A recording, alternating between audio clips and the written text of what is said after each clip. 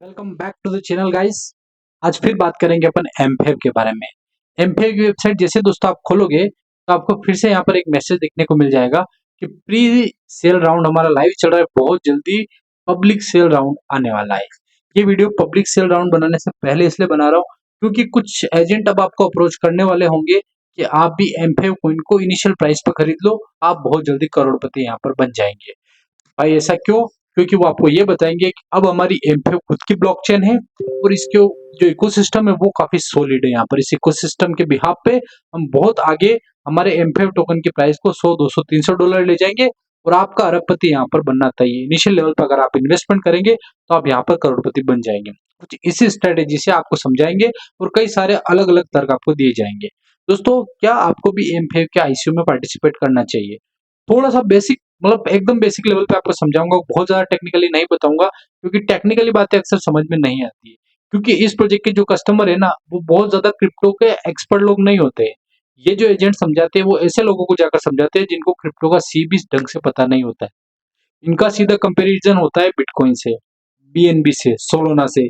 सीधा एनपीएफ का कंपैरिजन करेंगे और आपको समझाने की कोशिश करेंगे। तो कुछ पॉइंट मैं आपको समझाऊंगा जो कि सामान्य भाषा में आपको समझ में आ जाएंगे। क्या आपको एमपीएफ प्रोजेक्ट के अंदर आईसीयू में पार्टिसिपेट करना चाहिए, और अगर आप पार्टिसिपेट करते हैं तो कितना बड़ा प्रॉफिट आपका यहाँ पे हो पाएगा।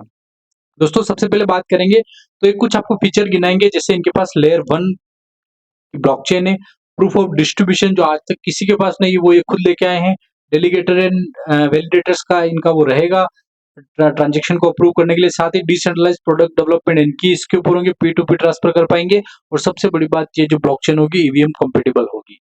अगर मोटा मोटे तौर पर कहा जाए तो दोस्तों आप यहाँ पर समझो कि जो हर किसी ब्लॉकचेन में लोग ढूंढते हैं, डेवलपर ढूंढते हैं कि उसकी सिक्योरिटी बहुत अच्छी हो, वो इनके पास है। इनकी लो गैस फीस है, सबसे लो गैस फीस है। बाकी ब्लॉकचेन की गैस फीस काफी हाई है, स्पीड बहुत ज्यादा है इनकी, बाकी कम होती है, डिसेंट्रलाइज और स्केलेबल है। यानी कि यूं कहो कि 32 के 32 गुण इस ब्लॉकचेन के अंदर अवेलेबल है इनके अनुसार। ऐसी कोई ब्लॉकचेन आज तक बनी नहीं जिसके अंदर सारे फीचर ये हैं, जो कि इनके पास बेस्ट ब्लॉकचेन है। तो दोस्तों, मेरा एक यहाँ पर आपको क्वेश्चन होने वाला है कि अगर इतना बड़ा प्रोडक्ट इनके पास है तो इनका जो प्रेजेंटेशन है वो क्या किसी के घर घर जाके होना चाहिए, या फिर क्रिप्टो के एक्सपर्ट लोगों के साथ जो इंडस्ट्रीज में ऑलरेडी काम कर रहे हैं उन लोगों को प्रेजेंटेशन दिया जाना चाहिए? क्या चीज सही है? आप अपने हिसाब से एक बार गहन करना, चिंतन करना, मनन करना, फिर समझाना। दोस्तों, ये अपने प्रेजेंटेशन में बिटकॉइन, बीएनबी, इथेरियम और सोलाना को पछाड़ते हुए नजर आते हैं। मेरा आपसे एक छोटा सा क्वेश्चन है, क्या आपने बीएनबी के एजेंट को सुना है कभी कि बीएनबी का एजेंट आ रहा है, बोल रहा है हमारा कॉइन बिक रहा है, आप ले लो? कभी सुना है? नहीं। सोलोना के बारे में कभी सुना? जब नई ब्लॉकचेन भी बनी थी तो कोई एजेंट या एमएलएम उसके अंदर था?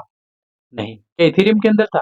नहीं। इन ब्लॉकचेन ने क्या किया था? इन ब्लॉकचेन ने डेवलपमेंट किया, उसके बाद जो क्रिप्टो के ओजीज हैं या यूं कहो कि इंस्टीट्यूशन हैं जो डेवलपमेंट करते हैं, डिप्लॉय करते हैं अपनी अपनी एप्लीकेशंस को ब्लॉकचेन पर उनके सामने जाके रखा के देखो हमारे पास ये ब्लॉकचेन है, हमारे ये फीचर है, अगर आपको अच्छा लगे तो आप डेवलपमेंट करो।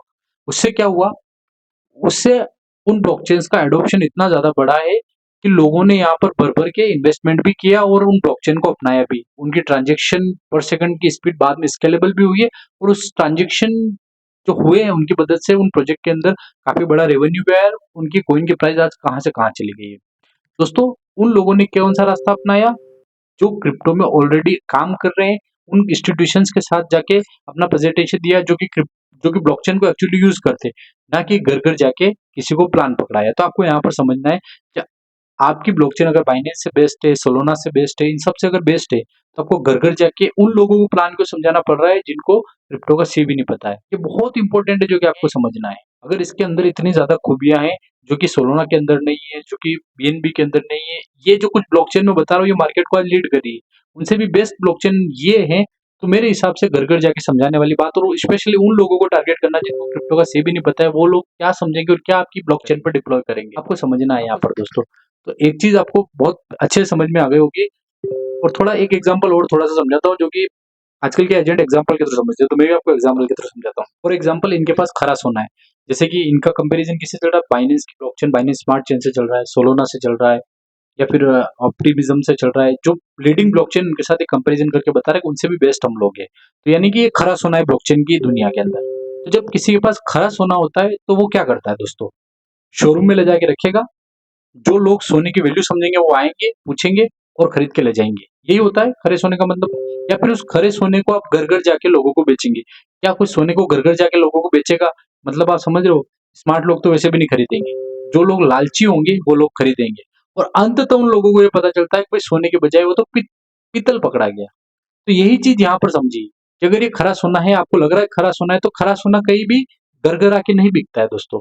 खरे सोने के लिए शोरूम होता है, एक जगह होती है जहां पर उसके चाहने वाले खुद पहुंच जाते हैं, ना कि घर घर आके बेचना पड़ता है। और जो घर घर आके बेचते हैं ना, वो चिपकाने वाले होते हैं।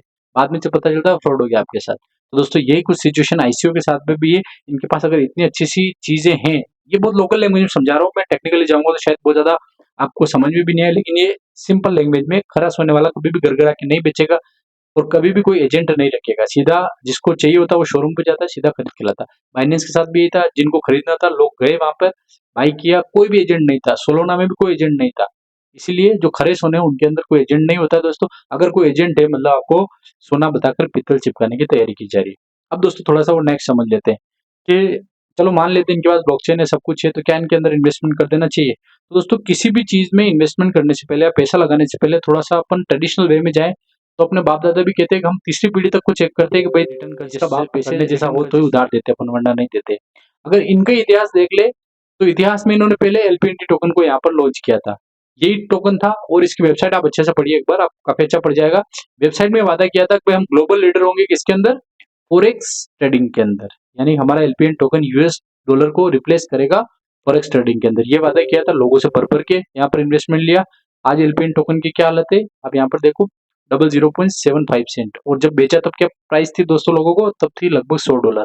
प्राइस कितनी आ गई? 0.007, यानी 1000% से भी बहुत ज्यादा नीचे आ चुका है।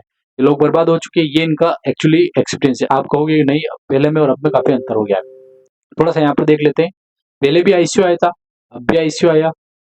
ये इकोसिस्टम की बात कर लेते हैं। पहले कह रहे थे कि हम क्रिप्टो के अंदर पेमेंट गेटवे लाएंगे। आज की वेबसाइट देखिए अपन यहाँ पर, तो आप यहाँ पर इसके यूज केसेस को पढ़ेंगे। क्रिप्टो पेमेंट सॉल्यूशन लाएंगे, पहले भी था, यहाँ पर फिर आ गया है। अभी दूसरा था इनका दोस्तों, फॉरेक्स ट्रेडिंग में नंबर 1 आने वाले हैं। ठीक है ना? फॉरेक्स ट्रेडिंग का वादा करके पैसे लाए थे। अभी आप देखो फिनसाइड ट्रेड जो है ये फॉरेक्स का ही मार्केट है। तो फिनसाइड ट्रेड पहले भी था, पहले फॉरेक्स ट्रेड का नाम था, अब इसका नाम बदल के फिनसाइड ट्रेड कर दिया यहाँ पर।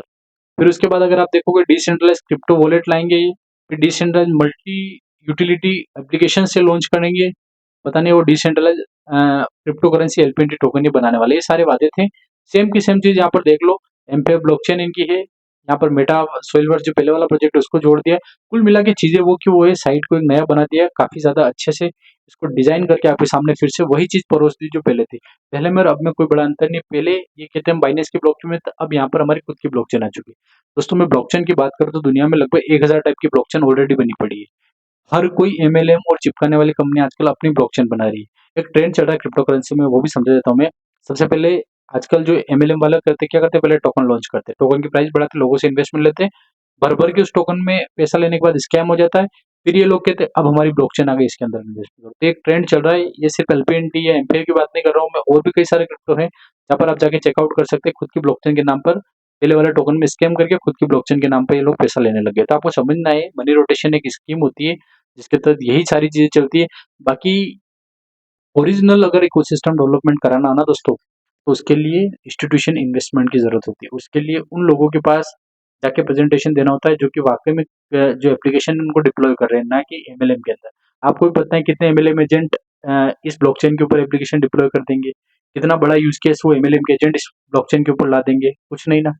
जब वो लोग कुछ कर ही नहीं सकते तो उनके अंदर ही प्रेजेंटेशन क्यों? मार्केट, ग्लोबल मार्केट में जाके प्रेजेंटेशन दीजिए ना आप अपने ब्लॉकचेन का, तब तो माने कि हाँ किसी इंस्टीट्यूशन इन्वेस्टमेंट ने आपके अंदर आके इन्वेस्टमेंट कर दिया, तो जाके माने। आप किनको फंसा रहे हैं? उन लोगों को जिनको क्रिप्टो का सही नहीं पता होता है। आईसीयू है क्या? क्यों लोग आपके पास आएंगे? ये भी इंपॉर्टेंट है समझना।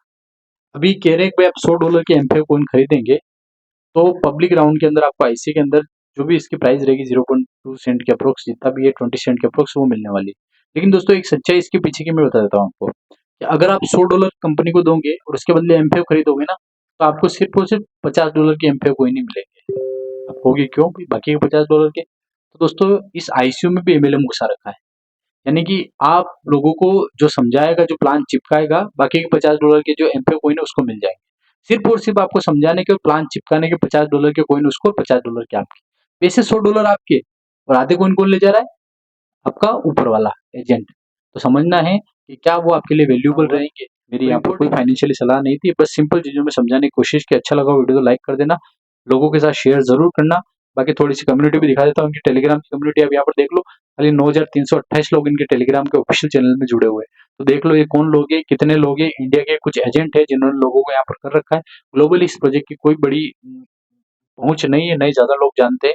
आप समझ सकते हैं कि किस तरीके से आपको डिसीजन लेना है। मिलेंगे दोस्तों नेक्स्ट वीडियो में ऐसी जानकारी से, तब तक के लिए tata bye bye, thank you.